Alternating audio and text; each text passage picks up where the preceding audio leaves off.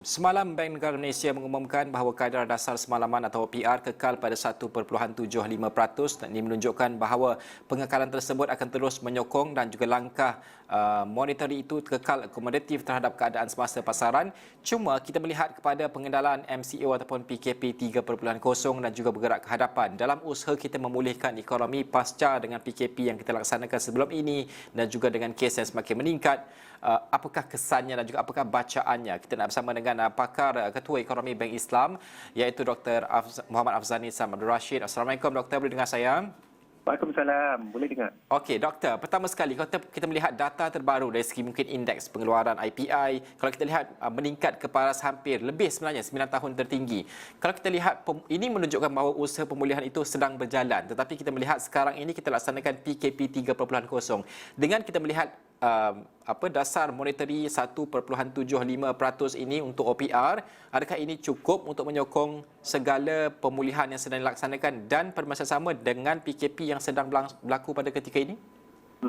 Okey, bagi menjawab persoalan tersebut, maksudnya cukup ke tidak 1.75% untuk menyokong ekonomi kita, ianya amat bergantung kepada prestasi ekonomi kita pada masa akan datanglah.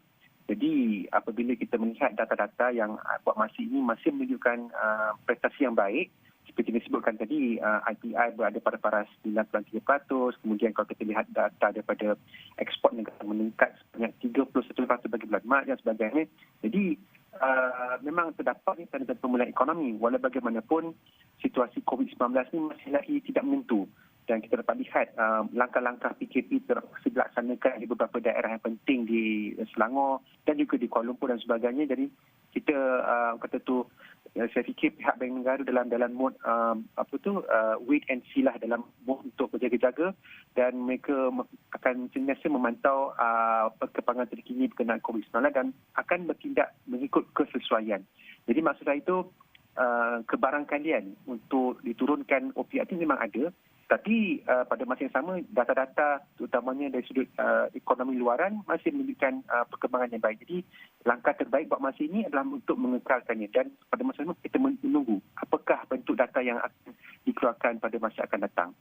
Apa yang Doktor maksudkan dengan ada kemungkinan juga OPR ini akan diturunkan? Kerana kita melihat antara faktor yang mungkin dinilai oleh Bank Negara iaitu melihat kepada program vaksinasi. Kini sedang berjalan, mungkin adakah ia terlampau lewat berbanding dengan apa yang dinilai? Dan kedua, adakah kita melihat bahawa PKP 3.0 ini mungkin hanya bentuk, ada yang memandang ini hanya satu bentuk halangan kecil untuk pemulihan ekonomi? Apa yang menyebabkan ia akan diturunkan? Okey, ini amat bergantung kepada, kerana situasi COVID-19 ni, maksudnya peningkatannya itu bukan hanya di Malaysia saja, di beberapa tempat. Dan beberapa negara yang utama seperti India, di Jepun dan juga beberapa negara di Eropah dan sebagainya, kita akan melihat apakah situasi ini akan merencatkan momentum pemulihan dalam sektor ekonomi luaran. Buat masa ini, sektor luaran masih dalam keadaan yang baik. Dan ini dia banyak dipacu oleh negara maju, terutamanya di Amerika Syarikat. Tetapi pada masa yang sama, dia ada macam ketidakseimbangan dari sudut momentumnya itu. Terutamanya negara-negara membangunlah dari sudut penerimaan vaksin dan sebagainya.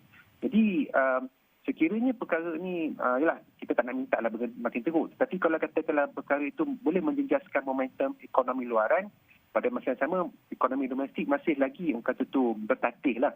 Jadi kalau itulah keadaannya, maka terdapat keperluan lah untuk mengurangkannya. Tapi buat masa ini, data buat masa ini menunjukkan perkembangan yang baik, terutamanya ekonomi di Amerika Syarikat, ekonomi di China, dan kesannya yang positif kepada ekonomi ataupun sektor luaran jelas kelihatan. Jadi buat masa ini dasar monetary yang sedia ada ini amat mencukupi untuk memberi bantuan kepada pemulihan ekonomi negara. Kebergantungan kita kepada dasar monetary ini, Doktor, walaupun tidak secara menyeluruh untuk memulihkan ekonomi, kita melihat apa yang berlaku. Sekarang ini 1.75%, tapi kalau kita lihat di negara-negara lain, dasar monetary tidak mampu lagi membantu ekonomi mereka. Di Jepun sebagai contoh, sudah pun negatif kadar dasar faedah mereka. Bagaimana untuk kita melihat? Kerana dasar fiskal kita perlu membantu dasar monetary. Kerajaan berbelanja banyak, tetapi kita melihat mungkin adakah ini cukup, adakah perlu lebih lagi suntikan fiskal itu dilakukan? Ya, betul. Sebenarnya kalau kita melihat apabila bagaimana ekonomi itu diurus, terutamanya apabila kita nak urus ekonomi dalam keadaan yang mengejut ataupun shock ni, dua dasar ni iaitu dasar monetary dan dasar fiskal amat orang kata tu diperlukan. Dan buat masa ini, kedua-dua dasar ni memang telah digunakan dengan sebaiknya, cuma kita tak pasti momentum ekonomi ataupun momentum pemulihan tu, kerana situasi COVID-19 ni banyak bagi orang kata tu memberikan suatu suasana ketidakpastian yang sangat-sangat tinggi lah. Jadi keperluan untuk kedua-dua dasar ni untuk memainkan peranannya memang ada.